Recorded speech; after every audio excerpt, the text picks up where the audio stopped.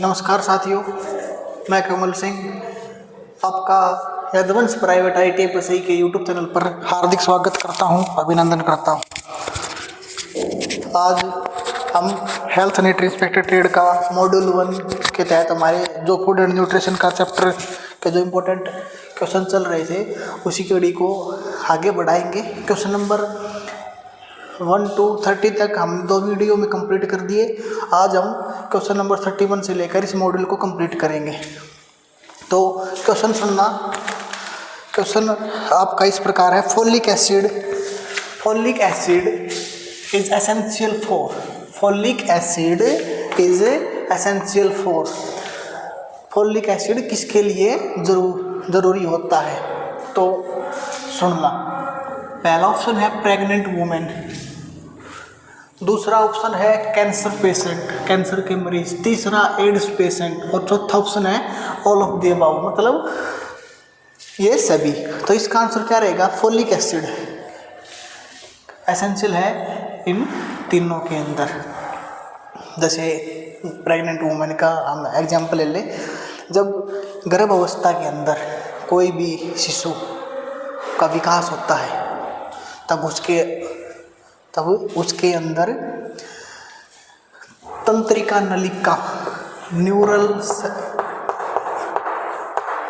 तंत्रिका नलिका के निर्माण में, जिसका डायरेक्ट ब्रेन से कांटेक्ट रखता है, उसके निर्माण में फोलिक एसिड की महत्वपूर्ण जरूरत होती है, महत्वपूर्ण भूमिका निभाता है।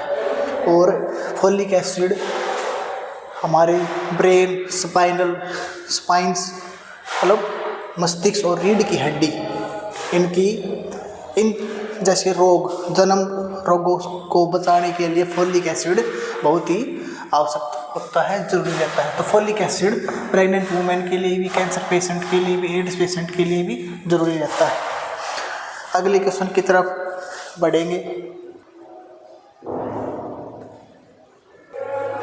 अगला क्वेश्चन नंबर 32 है, नाइट ब्लाइंडनेस कि किसके कारण होता है, कौन सी विटामिन की कमी के कारण नाइट ब्लाइंडनेस होता है।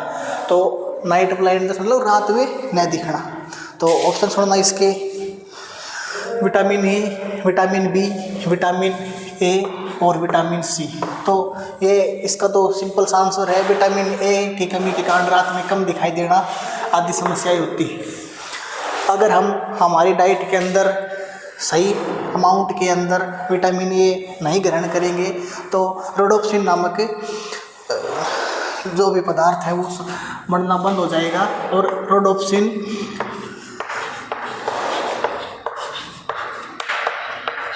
रात में देखने के लिए बहुत ही अहम होता है, रात में देखने के लिए बहुत ही अहम होता है। तो इसका आंसर रहेगा option number C, vitamin A। अगला क्वेश्चन नंबर 33 है कि strength of bone and teeth of a healthy person. मैं कंप्लीट क्वेश्चन बोलता हूँ, एक बार आप सुनना। The strength of bones and teeth of a healthy person is due to vitamin. The strength of bone and teeth of a healthy person, कि भाई हड्डियों की ताकत और टीथ मजबूत रहने के लिए कौन सा विटामिन, हमारे दांतों को मजबूत रखने के लिए कौन सा विटामिन महत्वपूर्ण होता है, भूमिका निभाता है? विटामिन C, चौथा option number C vitamin D, option number B vitamin B, option number A vitamin E। तो इनमें से कौन सा विटामिन रहेगा जो हड्डियों की स्ट्रेंथ और दांतों को मजबूत रखने में काम करता है? Vitamin D। इसका आंसर रहेगा विटामिन D। और इसी के साथ नेक्स्ट क्वेश्चन के ऊपर हम चलते हैं। क्वेश्चन नंबर 34 की तरफ देखना भाई। ये बोल रहा है कि which one of the not a essential nutrients, कि इनमें से कौन सा जरूरी पोषक तत्व नहीं है? तो इसके ऑप्शन सुनना। फैट, दूसरा प्रोटॉन्स, तीसरा कार्बोहाइड्रेट, चौथा मिनरल। तो भैया फैट भी, कार्बोहाइड्रेट भी और मिनरल भी, ये तो एसेंशियल न्यूट्रिएंट है। और rest of that option number B is remaining, which is the correct answer of that question. Question number 35 की तरफ बढ़ेंगे कि भाई ये बोल रहा है कि भाई ज़्यादा अमाउंट में प्रोटीन लेना एक मेटाबॉलिक बर्डन बढ़ाता है, किस किस शरीर के अंगों को प्रभावित करता है। तो इसके ऑप्शन सुनना, ऑप्शन है किडनी, दूसरा है बोन्स कि भाई, और तीसरा है लीवर, चौथा है ऑल ऑफ द अबव। तो मेटाबॉलिज्म क्या है? एक केमिकल चेंजेस प्रक्रिया है जो किसी भी सेल और ऑर्गेनिज्म के अंदर होती है। तो इसका आंसर क्या रहेगा भाई? ज़्यादा अमाउंट में प्रोटीन लेने के कारण हमें किडनी पर भी, लीवर पर भी और हमारी बोन्स पर भी मेटाबॉलिक बर्डन बढ़ेगा। इसका ऑप्शन नंबर डी बिल्कुल करेक्ट आंसर रहेगा, ऑल ऑफ दी अबव। अगला क्वेश्चन नंबर 36 कि थियामिन क्या है? What is thiamine? ये मैंने इसी मॉड्यूल के अंदर दूसरी बार आज ये क्वेश्चन दोबारा से इसी के अंदर आया है। थियामिन क्या है? कि विटामिन है। कौन सी विटामिन है? Vitamin B1। तो इसका ऑप्शन नंबर ए बिल्कुल करेक्ट रहेगा। ठीक है भैया। अगला क्वेश्चन सुनना भाई, क्वेश्चन नंबर 37। क्वेश्चन बोलता है विच न्यूट्रिएंट्स, कौन सा पोषक तत्व is a part of enzyme, एक एंजाइम का हिस्सा है जो कि needed for making DNA and new sales, जो किसकी आवश्यकता होती है? DNA और नई सेल बनाने के लिए, DNA और नई सेल बनाने के लिए, स्पेशली रेड सेल्स। तो वह कौन सा एंजाइम होता है? विच nutrient is a part of A enzyme, कौन सा एंजाइम ट्रेट्स का पार्ट होता है? ऑप्शन नंबर ए सुनना भाई। इसका ऑप्शन नंबर ए लिख रहा हूँ मैं, इसका पैंथोनिक एसिड।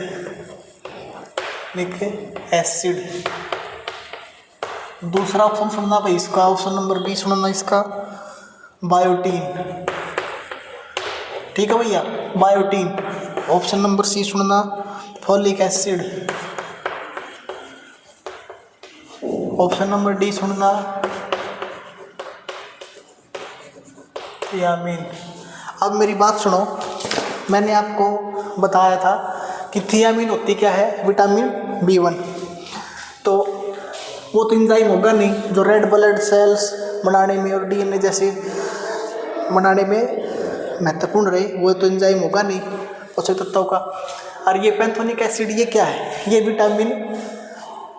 विटामिन है, विटामिन B7 है, वाटर सोल्यूबल है। बायोटीन विटामिन B5 है, ये भी वाटर सोल्यूबल विटामिन होती है। तो इसका आंसर, करेक्ट आंसर रहेगा फोलिक एसिड। क्वेश्चन नंबर 37 का करेक्ट आंसर रहेगा फोलिक एसिड। क्वेश्चन नंबर 38 की तरफ चलेंगे। क्वेश्चन नंबर 38 क्या बोल रहा है कि if you take too much, कि भाई क्या ज़्यादा अमाउंट में लेना जहरीला हो सकता है? If you take too much it become toxic. तो सबसे पहला ऑप्शन रहेगा फैट सोल्यूबल विटामिन, दूसरा ऑप्शन है वाटर सोल्यूबल विटामिन, तीसरा भाई ये दोनों ज़्यादा अमाउंट में लेने से टॉक्सिक हो जाए, और चौथा ऑप्शन है नन। तो इसका आंसर क्या रहेगा? इसका आंसर फैट सोल्यूबल विटामिन रहेगा। क्यों रहेगा? सुनना मेरी बात। फैट सोल्यूबल विटामिन जो होती हैं वो अगर हम बैलेंस डाइट लें तो उसी के अंदर इनकी पूर्ति शरीर के अंदर हो जाती है। और ये जो फैट सोल्यूबल विटामिन होती हैं इनको हम आसानी से हमारे शरीर से बाहर नहीं निकाल पाते, जितना कि हम वाटर सोल्यूबल विटामिन को निकाल देते हैं। तो ज़्यादा अमाउंट में लेना, इनको स्टोर करना, ये जहरीला हो सकता है, और इसका ऑप्शन रहेगा फैट सोल्यूबल विटामिन। अगला क्वेश्चन 39 क्या बोल रहा है? विच विटामिन, कौन सी vitamin is needed for proper absorption of calcium stored in bone, कि भाई कौन सी विटामिन की which vitamin needed for proper absorption, कौन सी विटामिन की जरूरत पड़ती है कि जो भी हमारे हड्डियों के अंदर जो कैल्शियम स्टोर्ड होता है उसका प्रॉपर यूटिलाइजेशन किया जा सके, उसका प्रॉपर यूज किया जा सके, अब्जॉर्ब किया जा सके। तो इसका ऑप्शन पहला बोल रहा है विटामिन ए, दूसरा है विटामिन डी, तीसरा है विटामिन ई, चौथा है विटामिन के। तो भैया कैल्शियम स्टोर्ड होता है बोन्स को, उसका प्रॉपर अब्जॉर्प्शन के लिए विटामिन डी सही होती है। ऑप्शन नंबर बी बिल्कुल सही रहेगा। अगला क्वेश्चन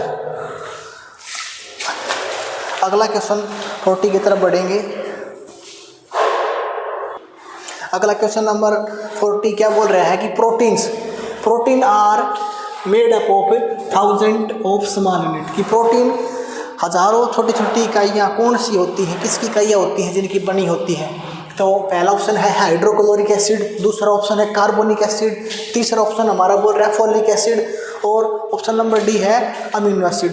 तो जब मैंने प्रोटीन कंप्लीट कराया उसमें बता दिया था आपको कि प्रोटीन अमीनो एसिड की बनी होती है। ऑप्शन नंबर डी बिल्कुल करेक्ट रहेगा।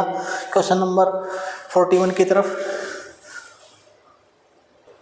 क्वेश्चन नंबर 41 बोल रहा है कि विच विटामिन इज एंटीऑक्सीडेंट, कि भाई कौन सी विटामिन होती है जो antioxidant and protect cell wall, जो सेल वॉल को भी प्रोटेक्ट करती है।